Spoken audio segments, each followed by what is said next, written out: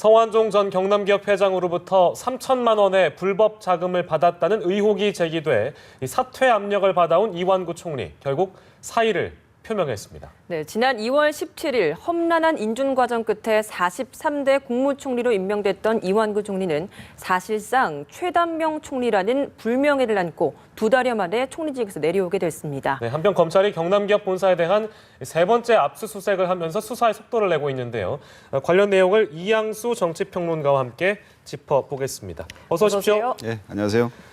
자, 자진 사퇴는 없다. 국정을 잘 챙기겠다고 한 게 지난주였는데요. 결국에는 현직 총리가 물러나게 됐습니다. 네. 이유는 무엇일까요? 일단 뭐 야당의 해임 결의안을 올리겠다고 하는 그런 압박이 굉장히 주요했던 것 같고요. 예. 그다음에 그 이완구 총리하고 고인이 되신 성완종 회장 간의 전화 통화 내역 그것이 뭐 상당히 있었다. 뭐 지금 한간에는 200여 차례가 넘는다. 예. 그런 이야기들이, 그런 증거들이 속속 정황 증거들이 나오면서 더 이상 버티기 힘들었던 것 같고요. 네. 사실 어제 굉장히 긴박했던 것 같아요. 어제 아침에 총리의 출근 모습을 보면 얼굴 표정이 굉장히 침울하거든요. 그 사실 그때는 그 전화 통화 내역 보도가 있었을 때였거든요. 그런 것들 때문에 상당히 침울했었고 친박 핵심 의원이라든가 당 지도부에서 그 문제로 인해서 상당히 서로 많은 의논들을 했었고 특히나 새누리당 초재선 의원 모임인 아침소리라는 14명의 의원이 이제 속한 모임이 있는데 그 간사인 하태경 의원이 발표를 했었거든요. 뭐라고 했었냐면은 우리는 빨리 이완구 총리가 사퇴를 했으면 좋겠다. 뭐 만약 해임 결의안이 올라온다면 우리는 찬성표를 던지겠다 그랬거든요. 이러한 것들이 이완구 총리가 결국 사퇴하게 된 커다란 압력이 되지 않았나 생각이 됩니다. 근데 이 아침 시간도 아닌 심야 시간대에 사의를 표명했다. 이건 좀 어떤 의미로 저희가 해석해 볼 수 있을까요? 사실은 우리나라 시간으로 밤 12시가 지금 대통령이 계신 페루, 남미는 아침 10시입니다. 그래서 이제 그 새벽과 아침 그 시간 동안 아마 이병기 실장과 대통령 간에 많은 이야기가 있었을 거고요. 그러니까 전날 들었었던 뭐 친박 의원, 핵심 의원들한테 들었던 이야기라든가 당 지도부로부터 들었던 이야기, 민심의 변화 같은 것들이 보고가 됐을 거고요. 그런 것들을 이완구 총리와 이병기 실장이 좀 상의를 했고 보고까지 드렸기 때문에 결국 그 페루 남미 시간으로 오전 10시에 결론이 나지 않았나 싶습니다. 제 시간을 보고를 했다고 본 게 맞겠네요. 그렇죠. 박 대통령이 사실상 이 사의 표명을 수용하겠다는 입장으로 저희가 좀 해석이 되고 있습니다. 지금까지 내놓은 당부 말들을 보면. 근데 거기엔 어떤 배경이 숨어 있을까요? 이제 부패 척결이라고 하는 것이 강력하게 검찰 수사가 계속 진행돼야 된다는 이야기를 했죠. 그리고 경제 살리기 법안들, 일자리 창출 법안들, 그런 공무원 연금 개혁 같은 거 계속 차질 없이 추진돼야 된다고 이야기를 했습니다.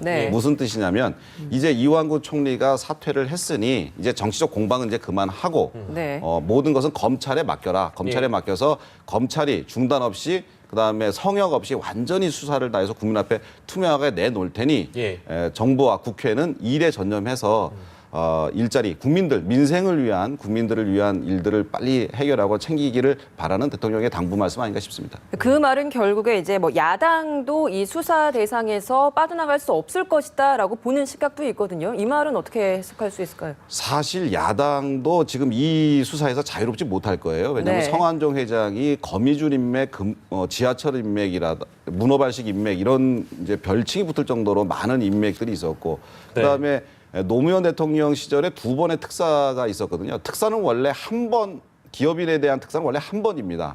왜냐하면 특사를 한 번 해줬으니 다시는 잘못하지 말아라 했는데 두 번째 또 다시 특사를 하지 않거든요. 두 번째 잘못 있으면 더 가중 처벌되는 것이 원칙이고 특사 해주지 않는데 그런 전례가 없을 정도의 특사를 2번이나 해줬다는 거. 그다음에 그 2번째 특사 받을 때 그때 그 전에 이제 기소된 그 사안이 뭐였냐면은 횡담도 개발 비리였는데 당시에 노무현 정부의 핵심이었던 인사수석이라든지 그다음에 대통령 직속위원회인 동북아 시대위원회라든지 이런 데 사람들이 관련되었다는 증거들이 많이 있거든요. 결국 그러면 그때 분들이 사실은 지금 문재인 당대표라든지 지금 친노, 새정치민주연합의 주류를 형성하고 있는 친노 세력들인데 과연 성완종 회장의 모든 것을 조사할 때 새정치민주연합 의원들이 과연 자유로울 수 있겠느냐 하는 의혹이 있죠.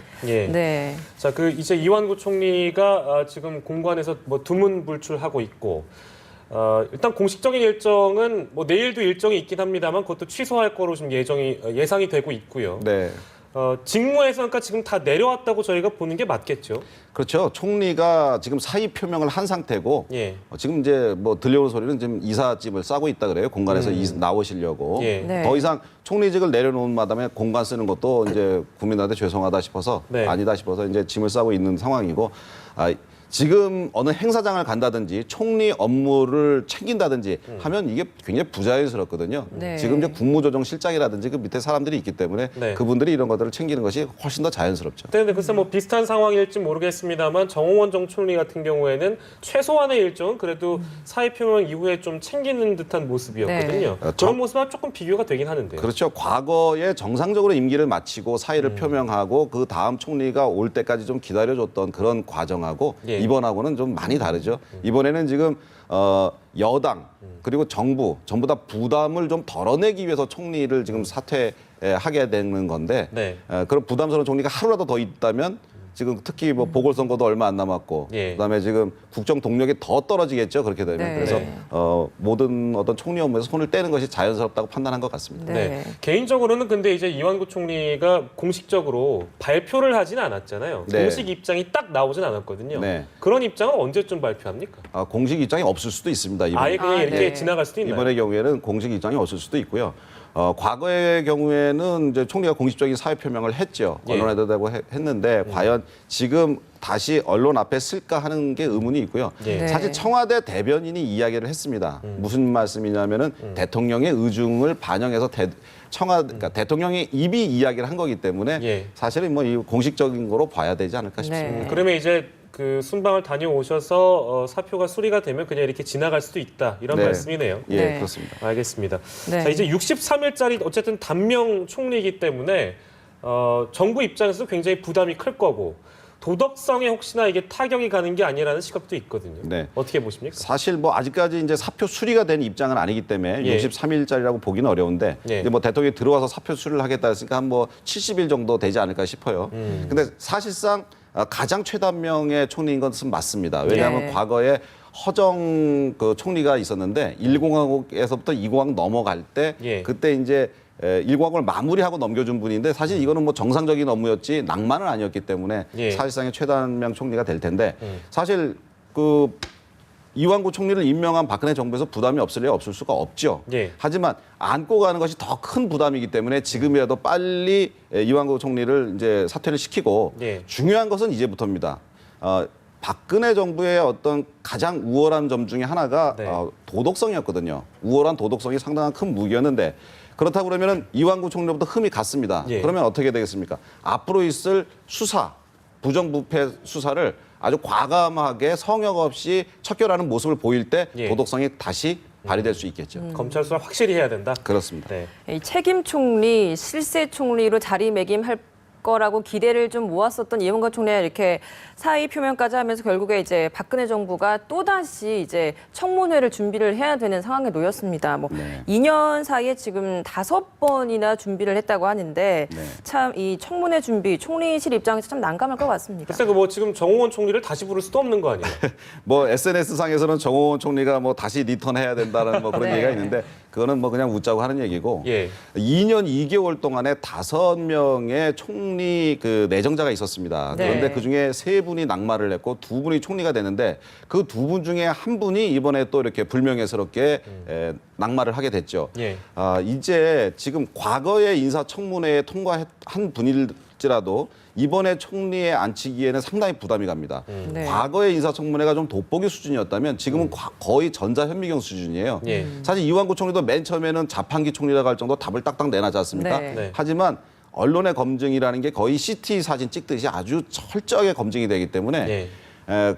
만약에 대통령이 총리 제의를 하더라도 만약에 그 당사자가 그것을 수락하기가 굉장히 어려울 겁니다. 자기 자신을 돌아다보고 한 점 부끄러움이 있으면 못하게 될 것이고요. 네. 그리고 청와대에서 검증을 다 끝낸 분도 사실은 내놓으면 이렇게 흠결이 생기는 상황이기 때문에 네.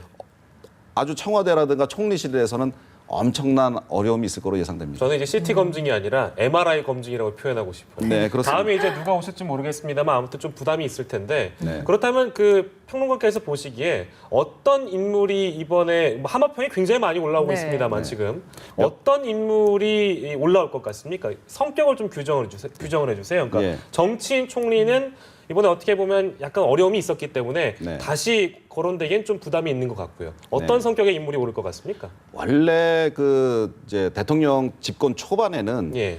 관리형 총리가 옵니다. 정홍원 총리 같이 무색무취하고 잘 안 보이고 그러면서 물밑에서 자기 일만 이렇게 잘하는 그런 분들이 하고 예. 사실 집권 3년 차부터는 실세형 총리들이 옵니다. 대통령의 국정 동력이 좀 약화된 부분을 실세형 총리, 미래가 있는 실세형 총리들이 와서 정치인 총리들이 와서 강력하게 드라이브를 걸고 끌고 가는 거였거든요. 예. 그런데 이게 이번에 지금 이완구 총리가 실세형 총리로 왔는데 낙마하는 바람에 사실 굉장히 당황스럽게 됐는데 예. 지금 첫 번째로는 정치인 총리가 오려면 야당 출신 인사여야 됩니다. 야당이어야 됩니까? 네, 그러니까 야당에 몸 담았던 예를 들어 하나가 전 대표라든지 한강옥 지금 위원장이라든지 예. 이런 분들은 야당의 어떤 반발을 좀 무력화할 수 있기 때문에 예. 인사청문회가 좀 통과하기가 쉽겠죠. 예. 네. 하지만 또 대통령하고 국정 철학을 마주해서 같이 해서 이 상황을 돌파하게 내기에는 좀 카드가 좀 아니다, 부족하다 이런 사람들도 있는데 예. 그런 경우에서라도